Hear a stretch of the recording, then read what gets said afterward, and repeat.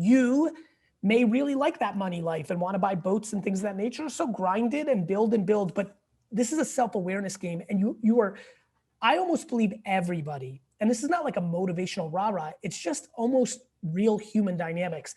I think everybody has the capacity to do more than they think, because I think we create the jails we live in. If you've decided you can only do 10 million a year, you're only going to do 10 million a year. If you've decided you can't build a company of my size, you won't. I've decided I can do anything. And then thus, if I don't, that's okay. But why say you can't before you've started?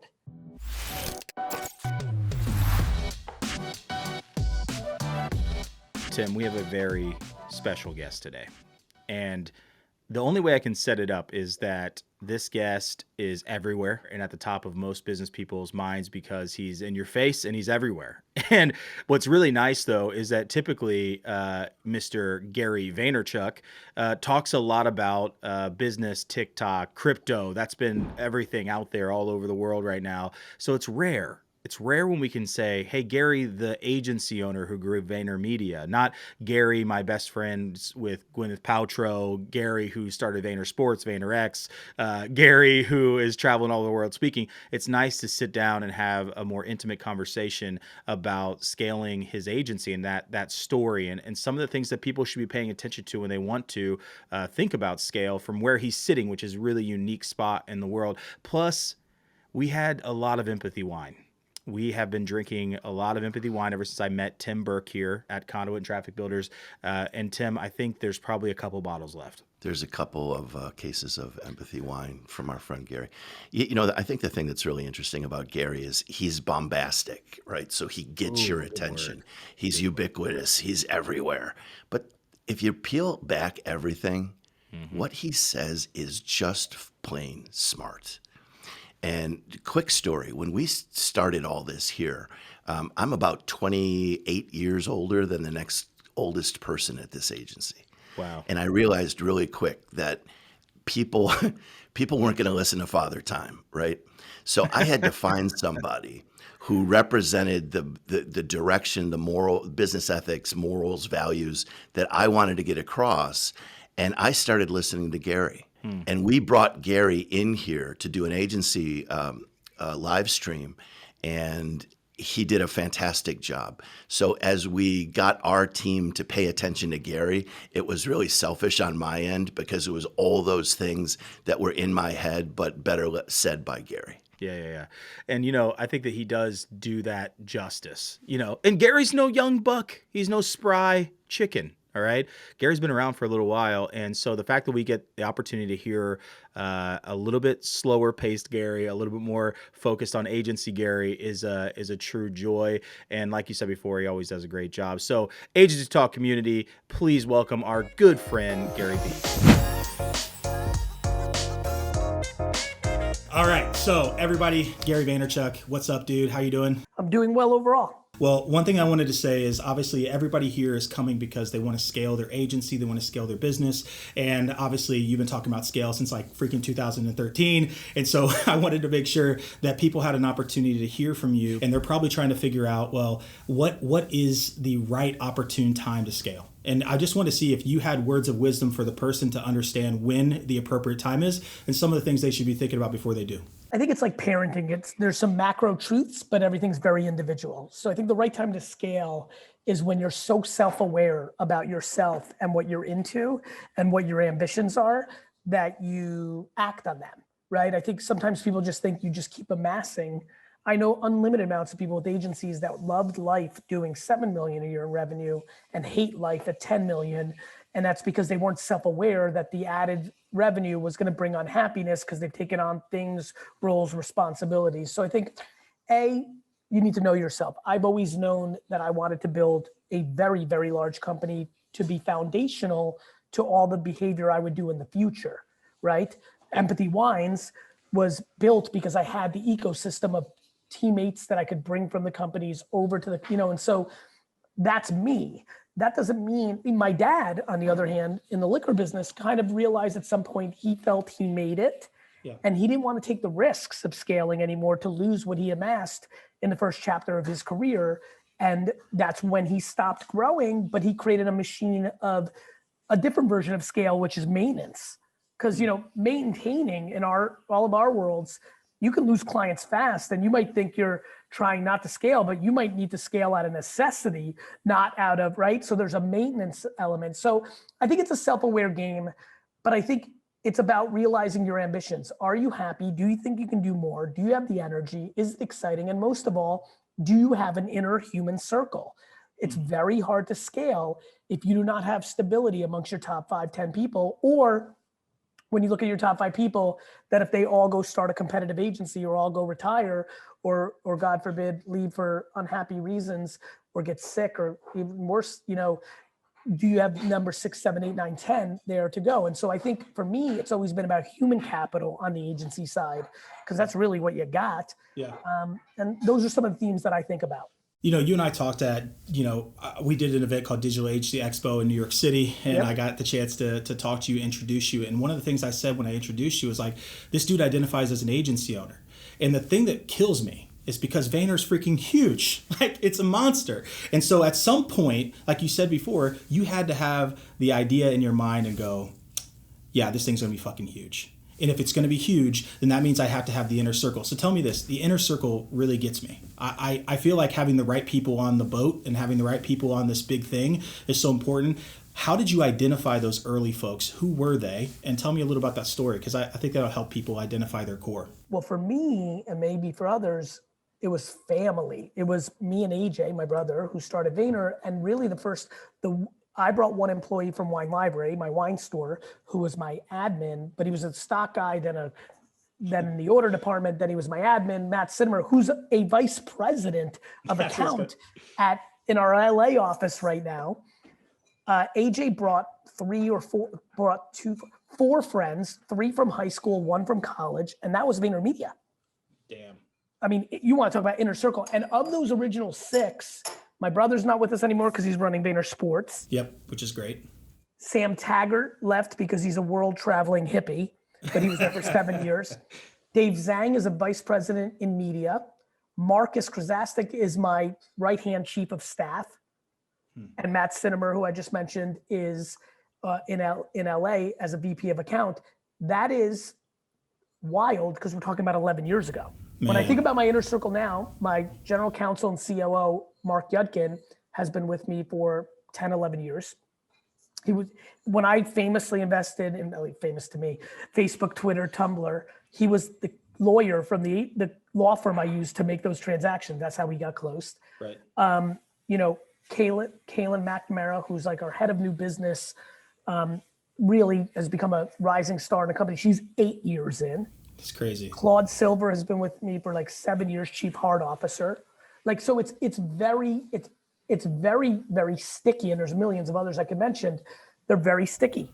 Yeah. Well, as long as I've known you, you've actually been an internal salesman, even more than an external one. And so that's what I want to talk about. Because I guess the people that kind of got you where you aren't going to necessarily be the people that you need to scale. But in many cases, you have a lot of people who essentially have like attachment theory, like these guys are in. So tell me how important the vision is. Tell me how you pitched it to them, because I'm assuming it was an internal dialogue at some point about where you're going. Everybody here right now, when you think about creating continuity on the human level, you have to spend 100% of your time on what's in it for them. It's an enormous shortcoming of the way I saw my dad operate, and has been the biggest strength of how I operate. I remember telling my dad, they're not going to care about the store like you do. You pay them $8 an hour, you own it. Yeah. And he struggled with that. And, now I have a lot of empathy for my dad. He grew up in the Soviet Union where the government owned everything. He came from a different kind of background. But when I think about, yes, I've had to tell them there's a vision. I'm going to build a big company, catch this tiger by the tail. There's definitely a lot of that with GaryVee, no question. Yeah. However, the real reason we have a lot of continuity is I check in with them often around financial, emotional, life events, life interests. You have to the way you keep people is by bringing them more value than they bring you. And most people, when they think about employees, think of it the other way around. I mean, it's as if employees are slaves to some of my friends that run companies. I'm stunned by the lack of understanding what the hell's going on out here. And so if everybody's watching right now, go home, AKA on your mind right now, on your laptop, on your phone, write down who the 7 most important people are. I'm going to go very nuanced here. If number 1, 2, and 3 are in a place where if they leave, you're not capable of running your company, you have a problem. What's great about me, for me, what I love about myself is I'm a practitioner. Yeah. I can have them all leave and I can balance my checkbook on the CFO level. I can, I can outsource legal, I think I've really met a lot of people with smaller, mid-sized agencies that can't do all their jobs. And I'm like, that's a vulnerability. That means somebody else has leverage. So when you audit that, if number 1, 2, and 3 have that leverage, you triple have to give a shit. And then if they don't, or you still need to give a shit. And so it's like, are they happy? Are they in a good spot? Not contracts, non-competes. Yeah. My favorite thing that people make a mistake, fear, like you're never going to get a better job, or like none of that stuff works. It works in the short term, but I'm playing long-term here. And I think people need to think about that. So these guys, this inner core team that you've had, they all at some point kind of knew where they could go, right? Like they understood their career path. Yes, like Avery right now, she's killing it in Singapore. We talk longer, right? Juhi, Claude was account. She became chief heart officer in HR. Katie Sagan right now, who I'm obsessed with. Like when I think about the individuals in my company, Nina in media, like JT, who runs up media, like Zaidal, Sarah Murphy's just about to leave media and lead training and learning, because after meeting with her a bunch, I'm like, you're a teacher, and so. Yes, because we're growing all the time. So that makes it easier. Yep. One of the challenges for everybody, I'm sure I went through it too, because we didn't grow as much the last 3 years. We're starting to really grow again. If you're not growing, do you have those spots? And that's when you need to look at the middle. Let me give you a quick tidbit. Some of you have number 1 through 5 that you love, but the financial status of the company is in a place where you're just making enough that you are happy and you don't have the room. You need to look at the middle. If you have a 12-person company, let me just do the quick math. You need to look at employee number 4, 5, 6, 7, 8, and 9. Look at the middle. Sometimes you need one less person in the middle. You take that salary and you give it to the top 3 people, and it helps make the whole machine go. People are very bad at auditing the middle of their company, whether it's 12 people or, for my case, 1,000. I spend a lot of time thinking about employee number 101 to employee number 801 to 1,000 in talent or what they bring to the table. They're always vulnerable in your heart and soul. It's that middle that gets hidden. And a lot of times that's where the fat is, to be able to take care of your top 1%. Man. What people don't realize about me is that, I understand that I've built a very large personal brand, which probably to some people makes them think I'm the mascot of VaynerMedia. Yep. Then if they know a little bit more and they know that I'm actually the CEO, but what most people don't know is I have very much COO tendencies, right? I'm more operator. I just happen to be good at some other things too, which is great, but I enjoy my operating part of it. And so I respect your opinion. So I appreciate your response there. What that was a mix of HR and COO life, not just CEO life. And for a lot of the agencies that are watching right now, when you're less than 50 people, you are all those things. And that is the majority of agencies out there. And I think you need to be thoughtful about CEO, CHO, Chief Heart Officer, and CFO and COO. Those are the 4 variables to me. Vision, do you care about your employees? You got to make the payroll and you got to operate. I play those 4 roles as a human, and I've been able to break them out. The leaders here that own companies need to figure out where they're weak, because most people don't come along and are strong in all 4. And they need to really surround themselves with great people in that 1 or 2 places that they have a hole in. Yeah, it's really crazy. So I want to transition a little bit, because what baffles my mind is I know who you are, I know the companies, and you still have the capacity to know individual names at multiple levels through the middle and above, and the core team and the potential core team, the aspiring core team. So if a guy like you can have that, then everybody else sitting here operating like a 10 to 50 person agency or even 100 person agency should also have something to create this capacity. So how do you do that? How with how busy you are, how intentional you are to create the capacity? By caring about it. You're absolutely right. I laugh when people are like, I can't. I'm like, I don't think I'm more talented, though I do think I have more natural adrenaline and energy. I do believe that. Yeah. And that gets me into trouble with my persona a lot, right? Because people think the high energy and like the cursing in the jersey speaks to non-intellect or things of that nature. And I actually understand that as a marketing guy. but it's about prioritization. Like, what do you spend your time on? A lot of people have businesses as leisure businesses and they love golfing all day. Other people love just selling and don't care what's going on with their people. Other people care about their money over how much they pay employees, and that creates a conflict. They don't even want to talk to people because they don't want to get into that conversation. My dad did that. I learned a lot. Listen, my dad was very successful and came to this country with nothing and made a huge life for himself. But we do have very different operational styles. And so I was able to learn the pros. By the way, he taught me a lot of things that naturally wouldn't have come to me. So it worked both ways. But my dad avoided conversations with employees because he didn't want them to ask for a raise. It's as simple as that. And I know there's a lot of mid-sized, small agencies that are doing the same thing.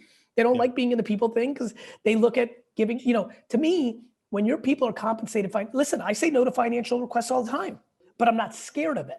And I think it's a very big difference. And so I think it's because it's my intent and my effort, because I believe when you have an agency, the people are your asset.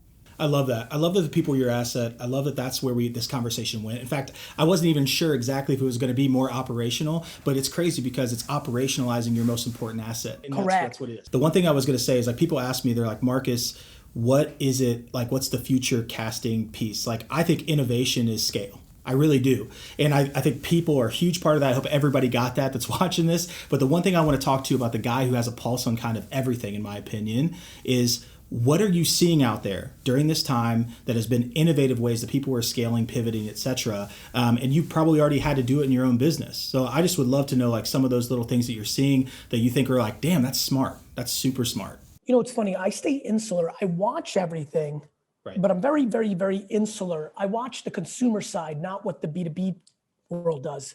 But I'll tell you, if we're talking about scaling and innovation and how to make better agencies, I think real estate strategy and how we use Zoom life in what is going to be mixed world post-COVID, I think is going to be a huge win for a lot of people on this call. There's a lot of small companies here, mid-sized companies, that their real estate contracts are bad. They want that office. They did it, and they can't get as good quality. By the way, there's a lot of people who have agencies in New Jersey but can't compete with somebody that has an agency in New York because people want to work there. But wait a minute, now remote life and so, or is it the other way, right? Like, I'm going to start getting much better talent from an hour and a half away from VaynerMedia's headquarters. This is where I want everybody to get smart and hear this. You might be in South Jersey right now and be like, I'm glad I don't have to deal with Gary and VaynerMedia. But all of a sudden, now that it's not a 2-hour commute and I'm okay with virtual and at work home life, you might have a problem because now I'm in the game, right? So, like, being on the offense of using virtual is a big, big, big deal, I think. How are you guys dealing with virtual as a company? Have you been remote in some aspects of your company already? And if not, how have you pivoted, and what are some of the things that you're doing even as a CEO? I was the most anti work from home guy because I love culture and I want everybody touching each other and I want everybody on top of each other and I fucking love it. I pivoted in 38 seconds. Reality is reality. Moved. Now we're never going back to full in. It's just never, not going to happen. It's too good like this. I used to worry about conference rooms because we're growing so fast. Not anymore. If all 13 people that are supposed to be in a conference room are in the building, I want them all on Zoom at their desk having the meeting. Yeah, makes sense. So I think that you just adjust to reality. To me, my favorite thing about the way I operate is I'm willing to change my mind on a dime. Yeah. If you have new information, you change your mind. Yeah, I've seen you do it. The one thing I was going to ask you though is, like, you're talking about people, you're talking about culture. I want to stay there. How do you keep all those things intact virtually? What are you guys doing to do it? Culture is not built with a foosball table or unlimited vacation policy like I have, or Zoom or a conference room. It's done through intent. Do you care about humans? Do you not? And it's very simple. What I mean by that is, look, I care about my business. Like, I have to pay the bills, otherwise all the humans have to go home. But where is the level of humanity? Where's the level of common sense? Where's the level of, like, realizing you work for them, not they work for you? How much of that is of your DNA? And I do believe the people that build the biggest things outside of remarkable innovation and product fit, when you do a human-based business like we're all building here, the people that build the biggest buildings in that game have a good sense of that. Yeah, that's amazing. All right, so let's land it. Let's land the plane a little bit and maybe, like, end on a really cool way that I want to say, people are failing too when they scale because they scale for the wrong reasons. And so, what I mean by that is like, obviously you've seen it over and over again. It's for the ego. It's because I want a bunch of people in a building. Well, that's kind of out the window a little bit now. So how do you discourage people, and maybe instead of actually scaling, they should be selling? And I would love to know the difference between like, where's that why, and how can you navigate between, hey, maybe I need to start talking about an exit strategy, or hey, maybe I need to like scale or get off the, you know what I mean? Like, I just think that people deal with that all the time. It's a great question. It's a tough question for me. I'll explain why. If I own an agency and it's doing $6 million a year and I love it, like my father and I, for that matter, I'm going to sneeze, excuse me. My father and I both want to die at our desks. We just love, we're passionate about what we do. It's just our DNA, and like, it is what it is. My dad doesn't care that Wine Library has decreased in revenue after I left. He's not thinking about maximizing the sale, knowing that it's going to go down and getting an EBITDA multiplier and having money in the bank. He needs a place to be. He likes it. Yeah. And so this is where I'm going with this answer. If you're somebody that's at 6 and you don't like the social and you don't like the AR and you don't get what I'm talking about and you're in print and radio, yes, it will go down. However, if you're 61 years old, do I think, since you built a real business for yourself all these years, are you capable of navigating the next decade before you move to Florida and retire? I do. And I would argue 9 years of being happy that you're still the boss woman or man and going somewhere to work and not checking out is maybe better than the money associated with it. Yeah. Then you have the extreme opposite. You're self-aware enough that you're not ready to play with these young lions and lionesses anymore. Mm-hmm. The world's moving on you, and you just do search, and you're not interested in doing social and schmosocial and all this other stuff. And you're doing 13 million this year. You did 14 the year before, and you can feel 6 in 5 years tasting because you're just not willing to go there anymore. Your kid just had a baby because you're 62, and now your 30-year-old son had a baby, and you want to spend a little, like, things change. So you sell. And then there's everything in between. I like what Gary just said. I'm not all the way here. I'm not all the way here, but I'm going to check myself every January 1st, every July 4th and say, am I, and you kind of move at year 3. That to me is the real answer to doubling down, maintaining, or selling. It's amazing. All right, Jerry Springer, final thought. Everybody on here is literally listening to you. They watch your life on social media, and I've had I've had a really good behind the scenes look at your life in different ways. When Ryan and I get to meet with you, or like we're on the road or something like that. The one thing I'll say is like, everybody who's aspiring to be you, not everybody's going to be Vayner. So can you give me a final message for these guys out here, these gals who are building something, they think it's awesome, and they're sitting there kind of doubting themselves, being like, I don't know if I could ever build a Vayner, right? And I just want you to be able to speak directly to that person right now. You can build your Vayner, right? Like don't be delusional. You know, like for example, I don't want to build WPP or Omnicom. I don't. I don't want to, I could spend the next 30 years of my life doing M&A and doing it. I think I could pull it off. I don't want to. I don't care that I can make me $100 million a year. It's not gonna be fun for me. I'm building this foundationally so I can buy businesses and brands and start them. That's me. You may really like that money life and want to buy boats and things of that nature. So grind it and build. But this is a self-awareness game. And I almost believe everybody, and this is not like a motivational rah-rah, it's just almost real human dynamics. I think everybody has the capacity to do more than they think, because I think we create the jails we live in. If you've decided you can only do 10 million a year, you're only going to do 10 million a year. If you've decided you can't build a company of my size, you won't. I've decided I can do anything. And then thus, if I don't, that's okay. But why say you can't before you've started? I'll give you one. I lived it. I said that I wasn't capable naturally of getting into shape. I was a bad eater. I hated exercise. And when I started gaining weight and getting in, I was always skinny, but I never had a muscle in my life. But then at 30, it starts changing. And when I was 38 and pudgy, and there's plenty of videos and pictures on the internet, I just didn't think I had it in me. I've now gone 5 years working out almost every day. I have tons more muscle. I have less fat. My back doesn't hurt anymore. And I've built foundational strength in my legs, which will be good for me in my 70s. And I genuinely didn't think I could do it until I just said to myself, wait a minute, me and my health life is who I make fun of, AKA who I'm trying to get to understand what they're doing wrong in their business life. I got to bring that business mentality to my health life, and it changed my life. And that's what I'm hoping in this conversation happened. If one person, if Sally with 4 employees in Oklahoma is watching right now and says, you know what? Why not have 40 people? I think that's cool. And that's why I get motivated doing shit like this. It's awesome, man. Hey, well, thank you. I know you're busy. Thank you for making the time, Gary, man. Happy Brother. holidays. So thanks a lot. Thank you. Bye to everybody. Hey, everybody, thank you so much for listening to Agency Talk. To join the conversation, to follow along and subscribe to the podcast, go to agency-talk.com. Again, that's agency-talk.com.